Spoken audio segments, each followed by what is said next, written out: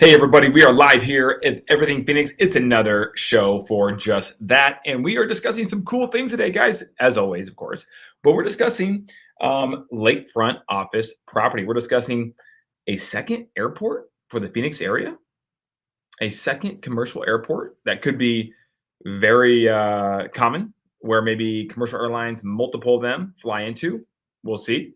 Our city is pretty big, so that is a possibility. And housing market. All right. Supply and demand are going in opposite directions once again. And it's probably not the opposite direction or the directions that you would think they would be going towards, that the media wants you to buy into. So we're going to dive into and discuss those things, guys, because we want to keep you updated on everything that goes on with our wonderful our city of Phoenix, guys. And I got a hat on today. You guys have not seen me with a hat on before, so hopefully no one is scared off and is like, "Oh my goodness, why is these guys wearing a hat? These guys should be more professional." But I'm going to be real with you guys today.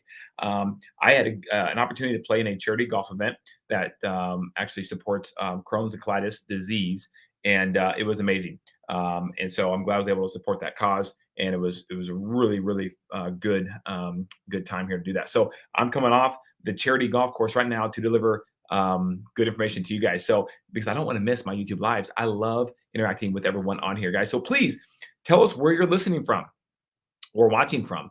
Ask questions. Let's make this a two-way conversation as much as possible, because I can talk at the same time. I love to answer questions if you guys have them or comments. I love to see what you guys think as well. So we're going to dive right in to talk about the market. All right, the housing market. How is the housing market? Well, check this out, guys. As always, we always use the Cromford Report. You can see the Cromford Report is here, and as you know, a Cromford Report is something that is the local data over drama. It is the local data that you will not find anywhere else but on this show, or maybe somebody else here locally that you may follow. But if you follow this channel, this is all you need to follow because we have it all here for you. And you can see right now that the CMI balanced. If it is balanced, any marketplace, it is 90 to 110. If it's below 90, it is a buyer's market. If it's above 110, it's a seller's market for the Crawford Market Index, the CMI. So you can see right there. So we're going to go over some things on this, and it's quite interesting. Check this commentary out, guys. Okay, as of just 2 days ago, having forecast yesterday, the listings under contract could exceed 10,000 this week. The market obliged by delivering a very robust increase of 338 today. New listings under contract. Okay, this means we have a monthly increase of 14%, almost unheard of for this time of the year.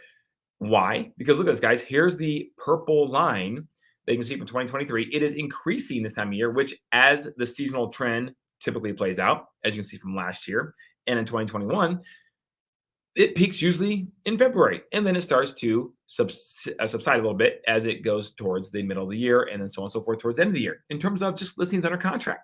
So this is how we measure demand. Listings under contract is how we measure demand. So this is very important to pay attention to because this kind of flies in the face of what the national media is talking about with the housing market and the Fed raising rates and all of these other fun things. So this is interesting because at the end of the day, this show is about Phoenix. This is localized to Phoenix. And this is why you're joining in to watch this channel, because it's about Phoenix. Nowhere else matters with respect to this data.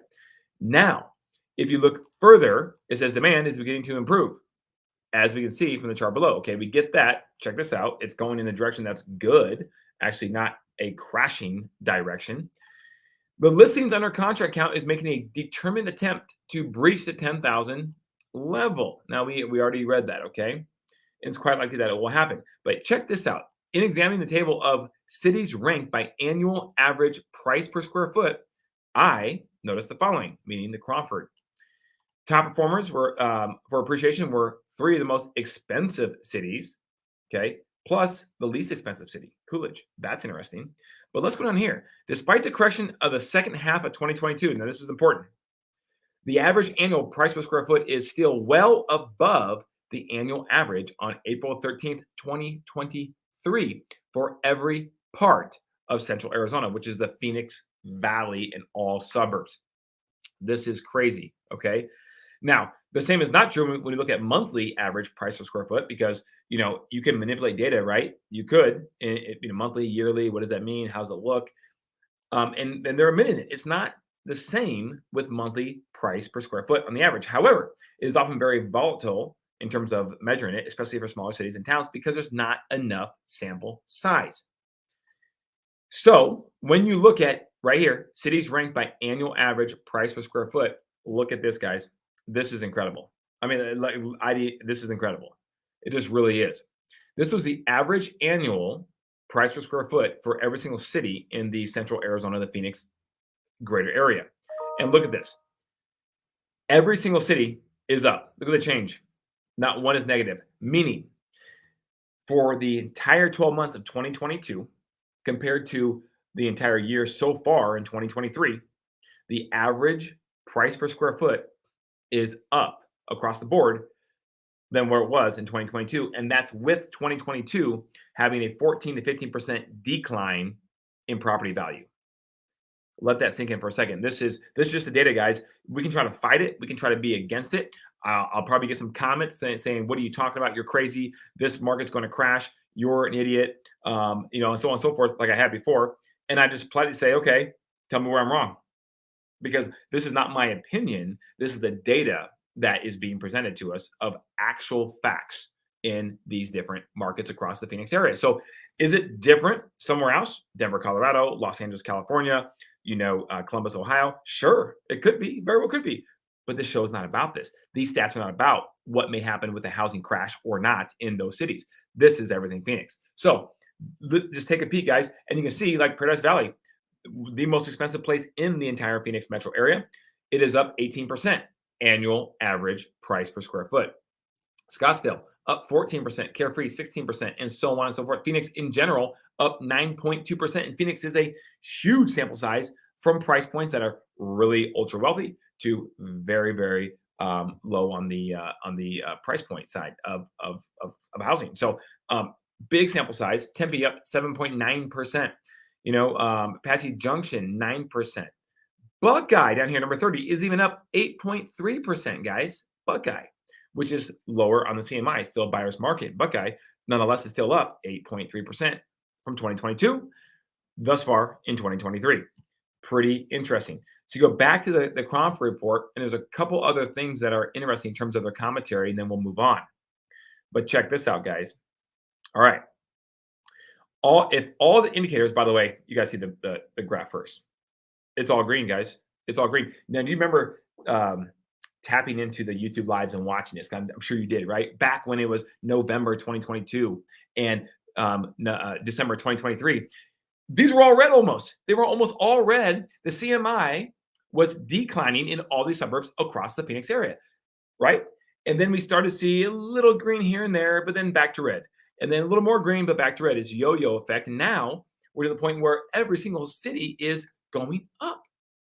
That is, it's incredible. That's incredible. The change may be as low as 2%, like in Avondale. Okay, 2%. The CMI is actually at 165, which is a seller's market. Anything above 110, right, is a seller's market. Or as 5% here, but it's as high as, we got 16% in Goodyear, up to 116, now officially in a seller's market in Goodyear. Congratulations. That is awesome. Van, what's going on? Appreciate you tuning in here, buddy. Thank you very much for doing that. Guys, Van is a rock star, and so to have him watching the show, I really appreciate that. And so thank you, Van, for chiming in. Okay, guys, back to Cromford Report here and the commentary. I want to go over this a couple things here because this is actually quite interesting in my opinion. And they talk about this CMI increases, what we just talked about with the visual, but check this commentary out. If all the indicators are showing green, then why are so many real estate agents, like yours truly, unhappy? But I'm not. I'm smiling ear to ear, baby, right? I am not unhappy. I am happy, and I am just thankful and grateful every single day I get to wake up in the United States of America and live in a free country where I get to choose to go out and be as best I can possibly be for myself and, of course, for all of my clients. So I'm not one of those agents that are unhappy. Do I wish there were more transactions happening? Do I wish every single year was like 2021? Sure, but that's not reality, and I know that. I've been doing this 18 years. So I'm not unhappy, but a lot of agents are. They said that's because we have so few people wanting to buy a home. The reason the table above is positive is that we have even fewer people wanting to sell a home.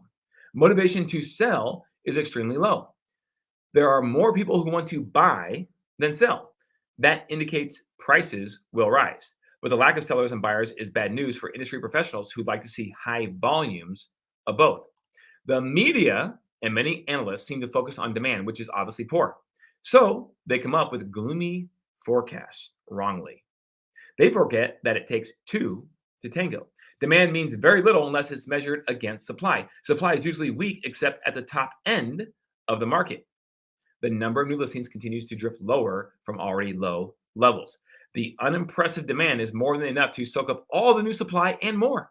Buyers have less to choose from, and although there are few in number, they are now competing for a dwindling stock of homes for sale.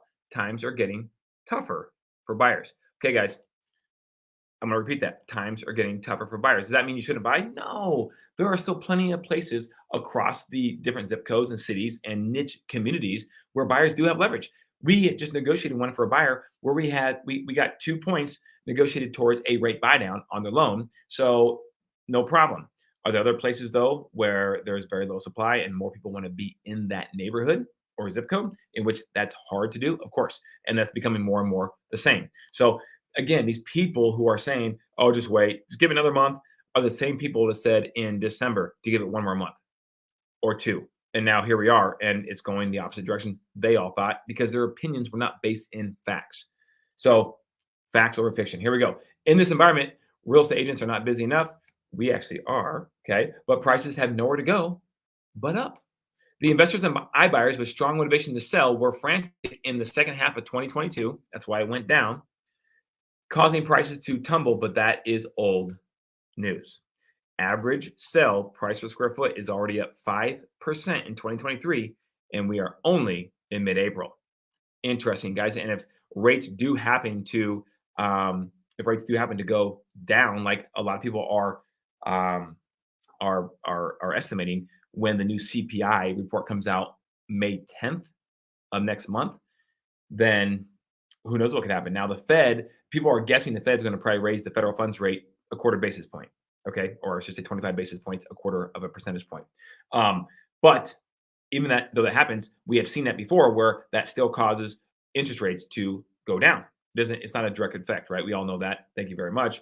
But nonetheless, a lot of people are thinking because the CPI will be a better report than anticipated and much better improvement from last year at this time, mortgage rates could obviously go down. If that happens, it's going to be even a little more challenging for buyers in Phoenix. So guys, again, don't wait to buy real estate.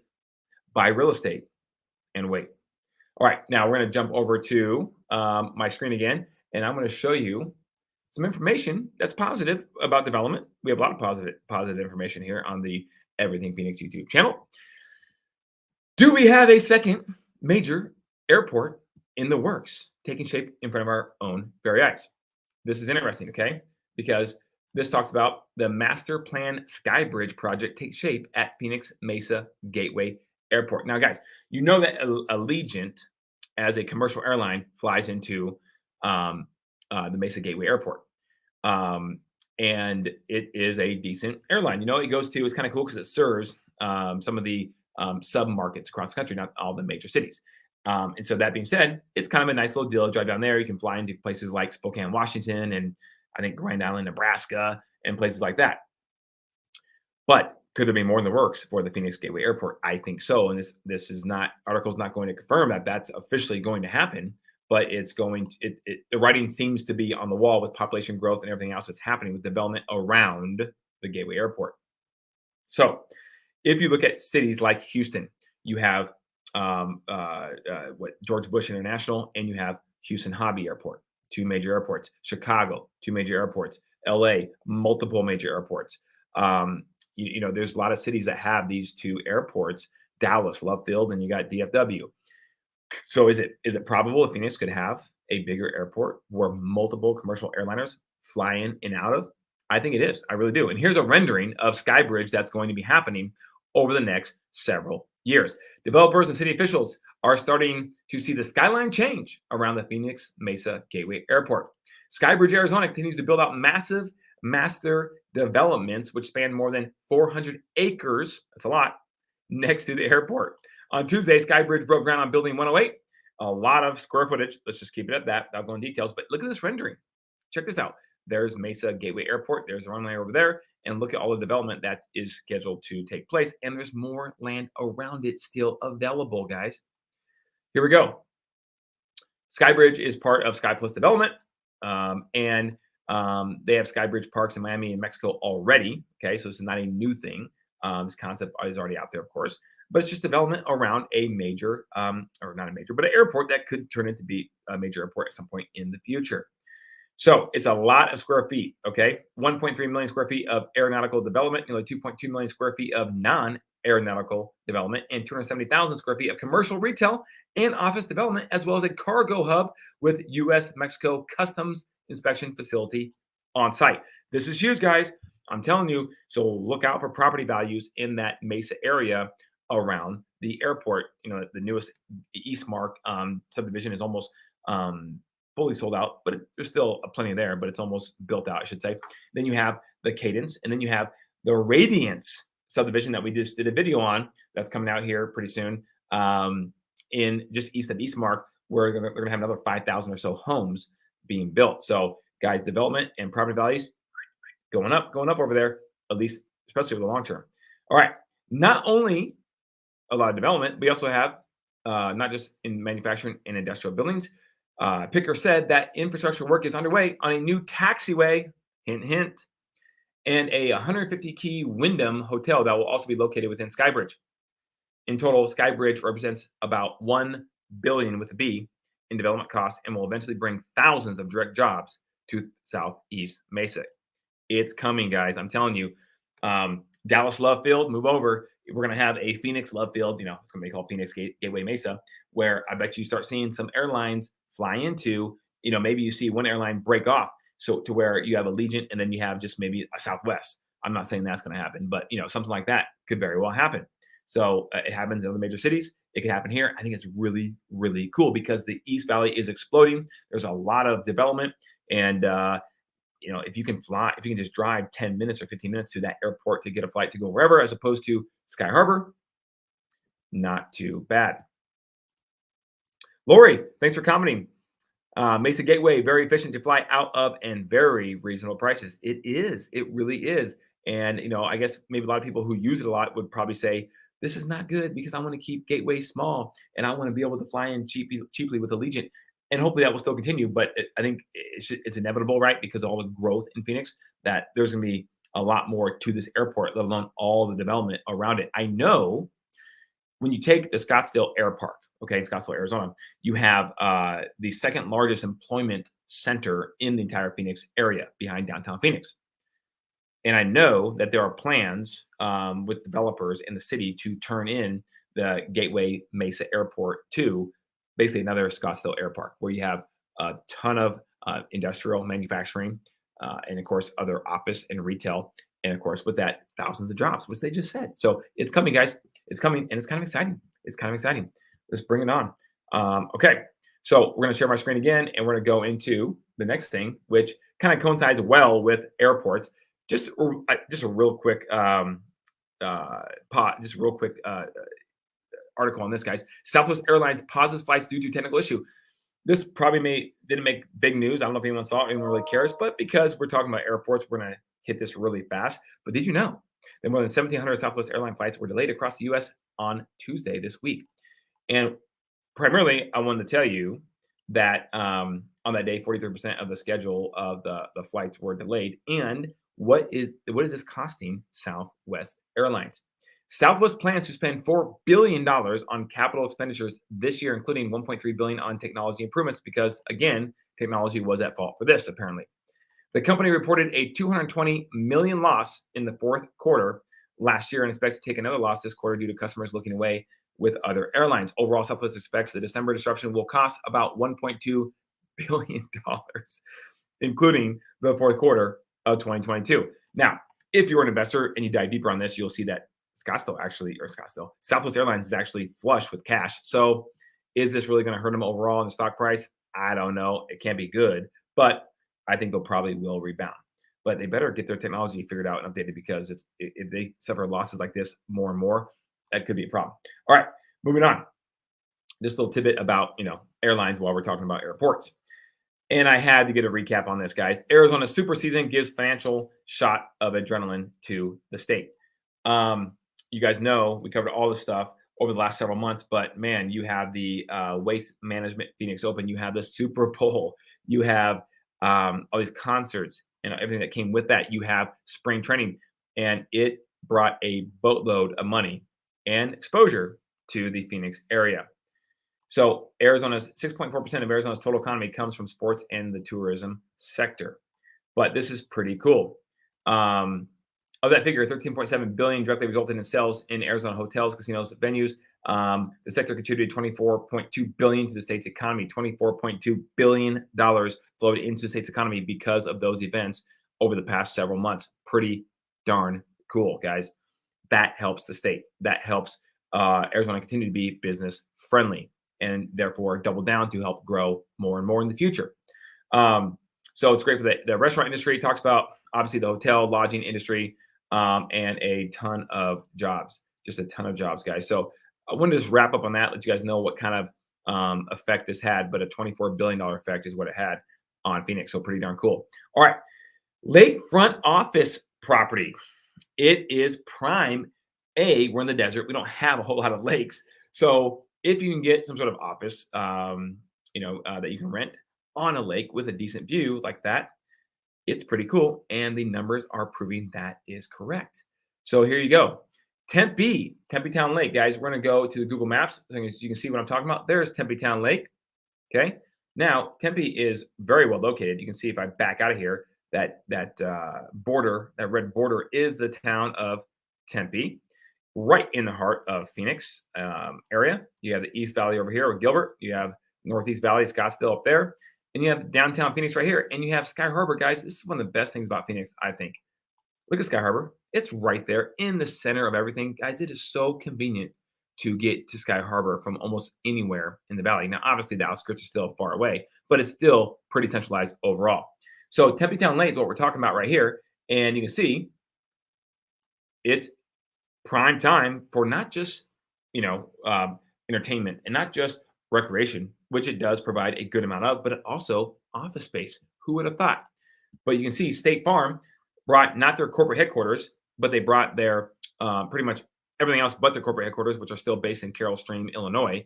And they brought most of everything else out of their operations. They consolidated a lot of offices across the country and brought a lot of it to Tempe. And they're right here on Tempe Town Lake on these beautiful glass buildings that you can see from Loop 202. But this goes on to talk about, some stats. We won't spend too much time on this, guys, but it commands the highest asking rates in the valley at $37 per square foot when leasing office space commercially. Premium space like the 100 million, previous space like the 100 mil, thank you very much, Mills Road in downtown Tempe, commands top dollar monthly rents north of $50 per square foot. Okay, that's pretty darn cool. So it talks about the buildings, but here's all the glass, beautiful Class A office buildings right on the Tempe Town Lake, and it gives you everything with their occupancy. And you can see, guys, a lot of the occupancy, 100%. Here's 74%, 93%, 92%, 97%, 100% at Watermark, 100%, 76%.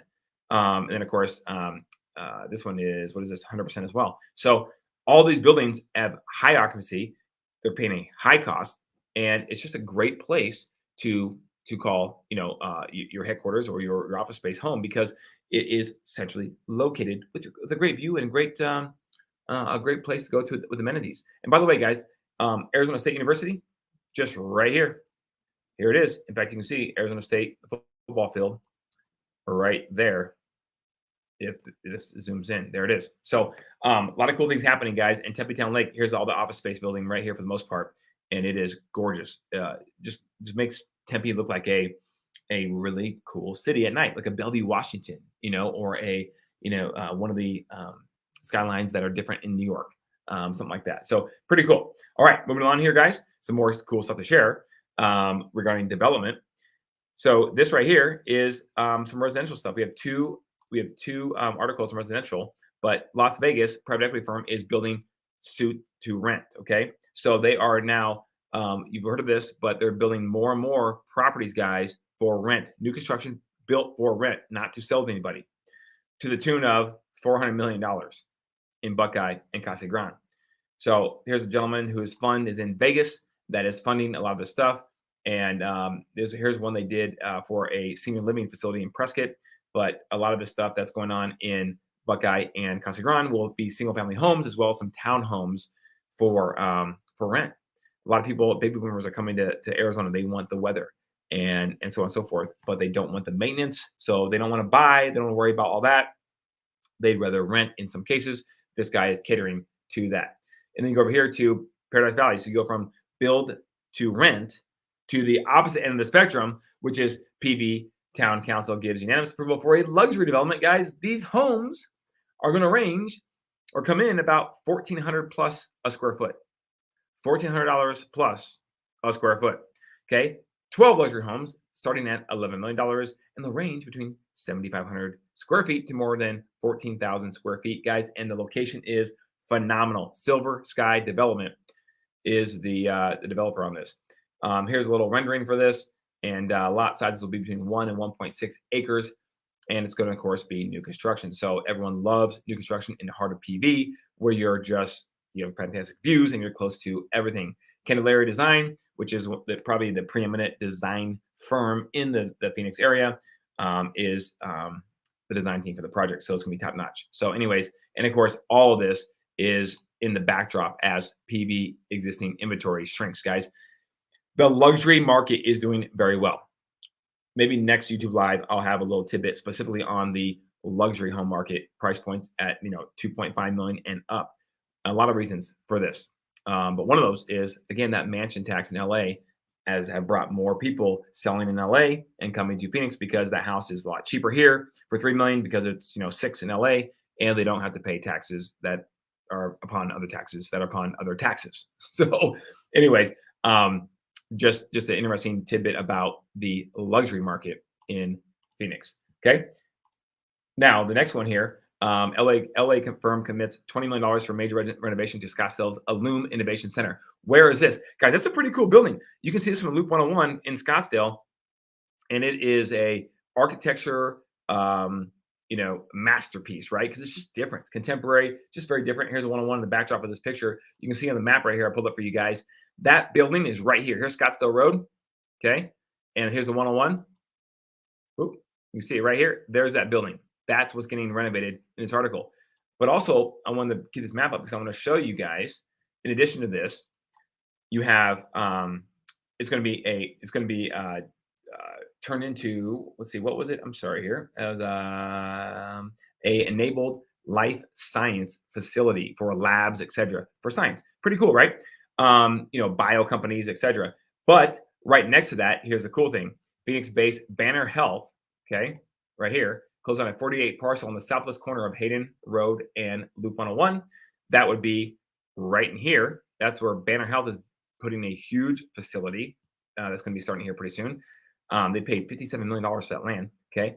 And then Scottsdale-based Honor Health, the two largest outside the Mayo Clinic health providers in the Phoenix area, are going to be vying for position here. They want a 48 acre parcel of land at the northeast corner of Hayden Loop and 101, and they'll be at some point developing that. So you got on this Google map here, look, you have right here, here's Hayden Road. This plot of land right here, my mouse is, that is Honor Health, and right here is Banner Health competing. And of course, here's the Ilume building that's getting remodeled. So pretty cool, right? A lot medical is huge in Phoenix. It's becoming huge, guys. And then check this out, down by the Fashion Square, where everything is happening, Old Town Scottsdale, luxury high-rise condos you can buy or rent. You have the new, you have the W Hotel down there, of course, but you have the new Caesar Republic Hotel being built with a rooftop pool, views of Camelback, beautiful, all glass. And now you have more density living going in right by the Scottsdale Fashion Square. So here's a conceptual rendering of Hazel and Azure, the project that's planned across the street from Scottsdale Fashion Square Mall. So more luxury upscale living because, guys, people want to be in that little area. And The demand is there. They're going to keep building. It'll bring more than 500 luxury apartment units and 14,000 square feet of ground floor commercial space to Scottsdale and Camelback roads, and that is crazy because I mean it's cool, but it's just becoming more dense and dense down there. So if you're used to big city living, it's going to be really cool for you, and it's all like upscale stuff, new stuff, luxurious stuff. So pretty cool, but more and more stuff is happening down in the Old Town area. Okay, guys. Now we're gonna pull this up here. This is interesting because this has to do with it too. But office towers and apartments could be added to two major Phoenix area shopping malls. We touched on this before. I just want to touch on it again. But you have the PV Mall and Biltmore Fashion Park, where again, this whole concept in Phoenix of living where you shop, where you eat, and where you even work out with the whole Lifetime Country Club, Lifetime Fitness Country Club that's coming, is a big concept coming to cities like Phoenix where there's a lot of population growth. So look for more of that in other cities too, I would imagine, where you have similar population growth. Okay, guys, just real quick, we won't touch on this because there's not much to touch on except for that they're putting out a vote. What do you think of the Coyotes Arena plans? Is it good for the overall city? If you're a hockey fan, I'm sure you're gonna say yes. If you're someone who lives in Tempe and maybe your taxes go up a little bit, you might say no. I don't know. Maybe you might say yes too because you want something cool. You want the Arizona Coyotes to be in your backyard. I don't know. Where do you stand on this? Go to here and vote if you have the ability. But we'll share the results with you as they come in over the next YouTube lives or so. All right. But guys, this would be sweet to have the Arizona Cardinal or the Arizona Coyotes right here in this new Tempe Arts Entertainment District. So cool. I'm a yes, but I don't live in Tempe. So, all right. One more thing that's interesting here: pay for new hires has taken a big turn, but there are some exceptions. So, what this is saying is that with what the economy is doing is crazy because housing is going up in places like Phoenix, where there's population growth and development, and so on and so forth. But this is a national, okay, a national statement and article that small business owners are grappling with increased labor costs, are beginning to see some relief, at least where starting salaries are concerned. And then what they're saying is that the people who were hired in March actually were hired at a 7.5% lower pay than those that were hired last year. That's across the board, in all of America. So what's interesting is that you're still seeing some pain points. The Federal Reserve is doing their job. Their job is to slow the economy down. Their job is to not have the unemployment rate be so low. This will all, in their opinion, curtail inflation. They're getting it's working. 7.5% lower wages than last year hired at this time across the country. So obviously inflation is starting to curtail a little bit, and unemployment is starting to go up a little bit. So this is all part of the plan to slow the economy down on purpose from our government, right, and the Fed. So there's pros and cons with everything, that's for sure, guys. And unfortunately, this is one of the cons. All right, last but not least. Now, you guys know if you watch our channel, we like to shop local when it comes to coffee, especially, and we like to review coffee shops. Well, this last article is about a new coffee brand. I'm so excited that's coming to Phoenix. I'm so excited about this, guys, because now we get to go experience the Noble Ground taste of their coffee and give them our KCI index 1 through 10. Where does it land? How good are they? We will let you guys know, I promise, at some point here in the near future. But they're expanding heavily into Phoenix. Noble Ground Coffee is looking to expand in the Valley after signing a 3-year partnership with the Coyotes, Suns, and Tucson Roadrunners, all sports teams. Okay, so they have a little bit different business model. But before we get there, let's just say this: they are looking to have 1,000 locations across America, right here, in the coming years. There you go, right there, 1,000 locations. It's pretty crazy. He believes his business model will succeed because people love giving back to the community. All profits at Noble Coffee from online sales and from the Footprint Center, which is where the Phoenix Suns play, location will go towards funding housing, education, and food services to underserved communities around the valley. Noble Ground Coffee is designed to create the solution around education and housing, O'Neill said, and the public has just eaten that concept up. If you're going to spend $10 on a cup of coffee, is what he says here, do you want it to go to some shareholder's pocket, or do you want it to go back from the community to help your neighbor get back on their feet and be the best they can be? That sounds great, guys. Hey, listen, I'm all for it. If that's true and that's real, and I'm sure it is. I'm taking his word for it here. So, hey, if you have the ability to buy a cup of coffee at Noble as opposed to maybe one of the big brands, maybe you just take the time to do that. I know I will, and I'll check it out. We'll review Noble Ground Coffee on the KCI index in one of the future videos coming up soon, guys. So, without further ado, I appreciate it. If you wouldn't mind just subscribing, guys, just hitting the like button, ring that notification bell, get us out to more people before you take off. I really appreciate it. And if you're watching the replay, thank you very much for doing so. We really appreciate you and all the support, guys. Until next time, until next Thursday, be good, and we'll see you then. Have a wonderful week, guys.